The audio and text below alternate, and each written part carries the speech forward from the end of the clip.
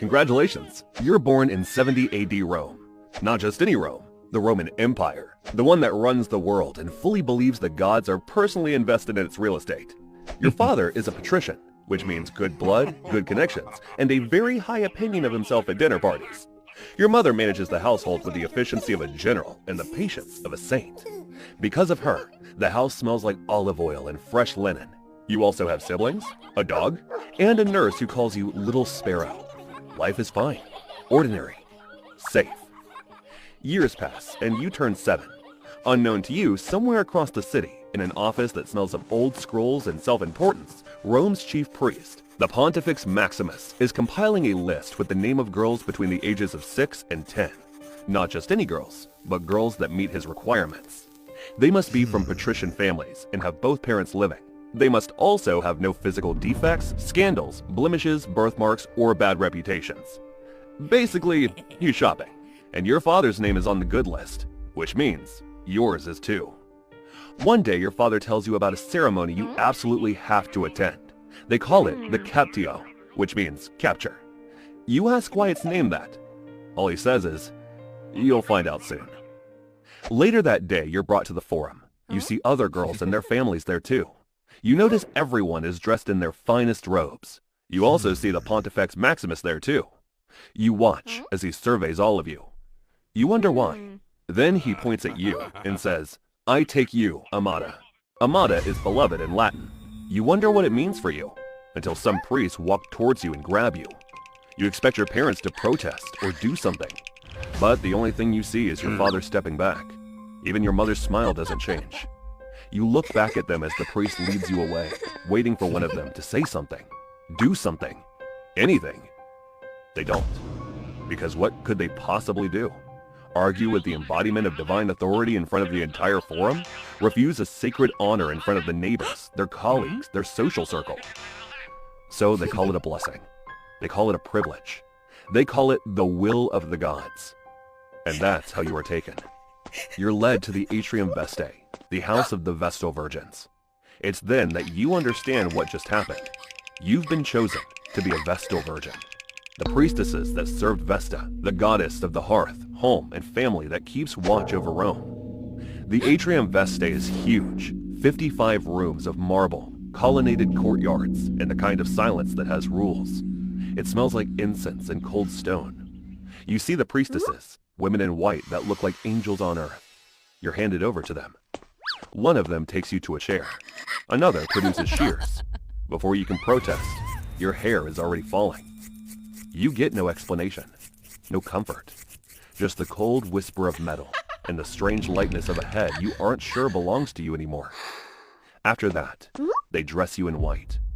They also give you a new name as they show you your room. That night, you lie on a narrow bed in a complex full of strangers, listening to the city as you imagine yourself back home, with hair being braided by your nurse.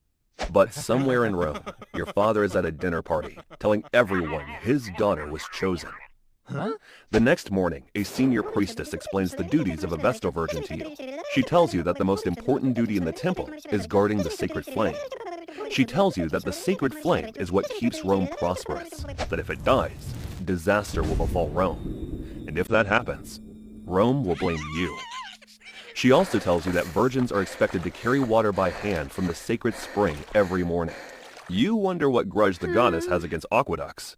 You're also expected to prepare the mola salsa, the holy salt cake sprinkled on every sacrifice in Rome. She tells you with pride that only virgins can make it. Then she mentions something that you'll never forget, the duration you'll serve for. You're told a virgin is mandated to serve for 30 years, at least. You're 7, and you can't even count that long. You only know that by the time this is over, you'll be older than your mother. She also mentions that the years are divided into 3 parts. The first part, which is the first 10 years, is for learning. You learn every rite, every prayer, every formula in the correct order, spoken at the correct hour, in the correct tone. The second 10 years is for performing duties. Here, there is no more practice, no more patience for errors. It is here you're trusted to tend the flame, haul the water, and prepare the offerings. She tells you that the peace of the city depends on what you do in those 10 years. Although Rome will not know your name, it will feel your work. Finally, in the last 10 years, you're expected to teach the new girls. Only after 30 years will you be allowed to leave. She asks if you understand. You don't, but you say you do. Then you catch her by surprise with your next question. You ask how many years she has left in the temple. She laughs and rubs your shiny bald head as she says, "Very little, beloved. Very little." You want to also ask what she is going to do after she leaves, but your little mind believes you won't like the answer. Then she takes you to your first lesson. At the lesson, you sit at the back and watch. That is the first lesson. Watching. How to pour without spilling. How to kneel without tripping on your robes. How to grind the spelt for the mola salsa until it becomes the correct texture. Not close, not almost, but correct. After weeks of watching, you're allowed to stand closer. Then months later, you're given small tasks. Hold this vessel while she pours. Sweep the floor in this pattern, not that one. Measure the salt. Exactly this much, not a grain more. But that's not the only thing you learn, as you also learn the temple's hierarchy. The Vestalis Maxima, the chief priestess, is at the top. The senior priestesses are below her. The novices are beneath them. And you, the newest, are beneath even them. But during lessons, you catch on quick, even quicker than the novices, and everyone notices, including the senior priestesses, who correct you harder for it. They call it pride. You don't argue. You take their correction with your jaw set and your eyes fixed on their faces. They correct you again just to see if you'll break. You don't. This makes you a prime victim for their bullying. You're slapped for breathing too loudly during prayer. You kneel on salt until your knees split because they saw a stain on your robe. You endure this for years. But still, you persevere. By 13, you are already hauling water. By 15, you're allowed to prepare mola salsa for minor festivals. And by 16, you're even allowed to watch the flames with one other priestess, of course. The truth is, before you turn 17, you're a priestess in all but name. And this stops the bullying too. A year later, you turn 17. In the courtyard, the Vestalis Maxima calls you forward. Her words are formal as she adjusts your robes. She looks at you, really looks.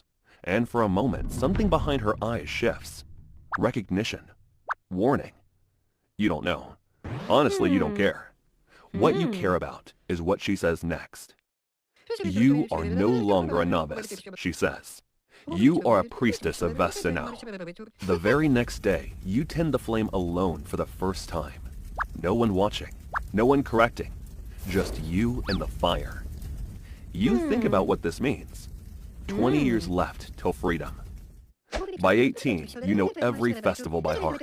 Vestalia, Lupercalia, Forticidia. You attend them all in full ceremonial dress, season after season, year after year. The mola salsa you prepare now goes on actual sacrifices.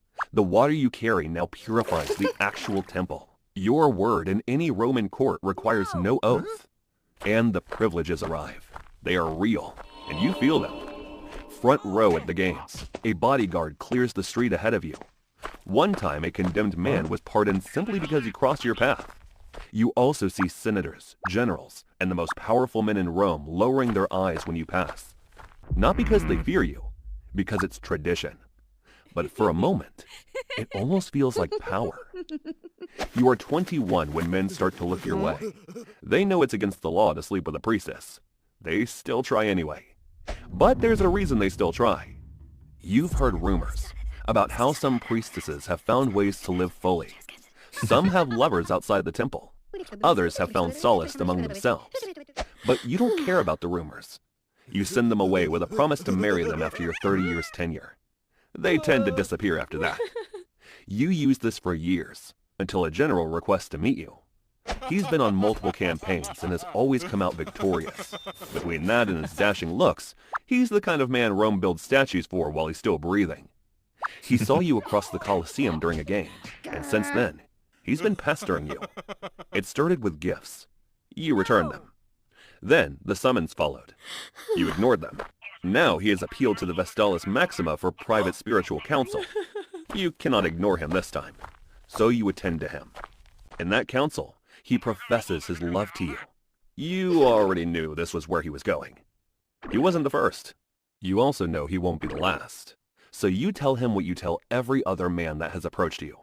That you'll marry him, willingly, happily, the day your 30 years end. He smiles like a man who just won something as he agrees. He comes back 3 weeks later. This time, he doesn't look dashing. He looks dangerous. You ask why he's here so soon. He says he came to see you, that he needs convincing first, that marriage is a large commitment, and you need to give him a reason to wait. You are 23 years old, and you understand exactly what he is saying. You decline. Immediately, he reaches for you. You were expecting it, so you jump back. But he's an experienced soldier, so he follows through as he barges into you. It is then that you catch a whiff of his breath. Wine. You realize he's intoxicated. Immediately, you grab whatever is next to you and hit it on his head. He staggers, but lets you go. You escape. Not gracefully, not quietly, but you get out. From that day on, he never returns. Years pass and you turn 25. You've been following the same routine for the past decade. Flame, water, mole salsa, festival, repeat. At this point, you know every stone in this temple by name. Then one day, while you're watching the fire, you hear rumors. Normally, you wouldn't pay rumors mind, but this one has your name in it. Someone has been saying things about you. Ugly things. You hear the word incestum attached to your name like a curse. They say you have broken your vow to the goddess. You deny it, calmly, completely, and you don't take it seriously. But the rumors grow. They find new mouths and new ears and new details that nobody can verify, but everybody repeats. The flame flickered during the northern campaign. The gods are displeased. There is impurity in the atrium. Now you are angry. One day you're summoned by the Vestalis Maxima. When you meet her, she's with 2 senior priests. They ask you to confirm the accusations. This time you challenge them directly. You dare your accuser to bring evidence or stay silent. You ask that if someone has proof or a name, they should produce it. Immediately, the room goes quiet. You think you've won. Then he walks in. The general. He is in full armor. He looks composed, but everyone can see that there's grief on his face. He says he comes reluctantly, and that he was the one behind the rumors. But he also insists that they're not rumors. He says one of his soldiers, after a particularly gruesome defeat, confessed to an arrangement with a priestess of Vestal. You. He says the soldier believed the gods were angry with him, which led to the series of defeats. He says he killed the man immediately, in rage, in horror, in service to Rome's honor. Then he reaches into a pouch at his side and pulls out a single gold bead. He places it on the table. The room leans forward. He continues speaking, saying the soldier claimed you gave it to him as a promise, a token, a sign you both would meet again. Then he looks at you, not with anger, not with triumph, but with practiced sorrow. He suggests gently that someone count the beads on your ceremonial gown. The silence that follows is the worst sound you have ever heard, because you remember that night, the struggle, his hands, and you understand with a coldness that starts in your chest and spreads outward like ice on still water, that this all started on that fateful night. The beads on your gown get counted in front of everyone by the Vestalis Maxima. She counts once, twice, then a third time. She finds one bead missing from the border of your ceremonial gown, and when she matches the general's bead to yours, they're identical. You expect the room to erupt. It doesn't. Instead, it just goes very still. And when you look at their face, you see disgust. Immediately you tell them about that night, the waiting room, the struggle. You tell them he took the bead himself, that he planned this long before the battle, long before the rumors, and long before the soldier who conveniently died. They listen. They nod. They do not believe you. Or perhaps they do. It doesn't matter either way, because the general story reaches the forum by nightfall. By morning, it has reached every district in Rome. The city that once lowered its eyes when you passed now shouts your name in the streets like a condemned criminal. Even the criminal that was pardoned for crossing your path joins them. Then you do something you never thought you'd ever do. You send word to your father that you're innocent. You wait for his reply. It never comes. At the same time, Rome keeps losing battles. More dead soldiers are shipped home in carts. More families mourn. The priests say the gods are furious, and everyone knows the reason. Hint, it's you. In days, the protests reach the walls of the atrium. Crowds stand outside day and night, chanting for your blood in the name of divine justice. It gets so bad, the Pontifex Maximus summons you himself. You walk into his chamber, and you tell him everything, calmly, in order. Every visit, every returned gift, every summons ignored, the night in the waiting room, and your escape. He listens to all of it. Then he tells you he believes you, but his opinions don't matter. Rome needs a body, he says. The gods need appeasement, and his hands are tied. He asks you to do it for Vesta, for Rome, for peace. You look at him for a long time.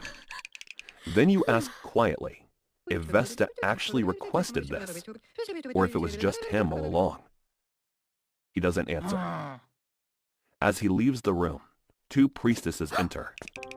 You finally understand what's going on. The decision had been made already. One priestess strips your sacred fillets. These ribbons have bound your hair for close to 20 years. Now they're removed in under a minute. They dress you in white. Not the white of a priestess, but the white of a corpse. They place you in a covered litter and bind it shut with cords. Soon, you feel the litter moving. You know they're going around Rome. They show you off on the same streets your guards once cleared. Men step back. Women look away. Your father is somewhere in the crowd. You don't see him. You can't even see. Still, you know where you're being taken to. The Campus Celeratus, the underground room where guilty virgins are left to die. You already know what to expect. After all, you were taught about it years ago. You know what to expect inside. A bed, a burning lamp, and a meal arranged on a small table. It's almost like they expect you to stay a while. You think it's probably a way for them to avoid spilling a virgin's blood. At the sight, you walk out of the litter. The Pontifex Maximus raises his hands to the heavens. His lips move in a prayer no one can hear. Then he turns away. You descend the ladder yourself. Halfway down, your robe catches on something. Someone reaches toward you. You pull back. You adjust the fabric yourself and straighten your veil.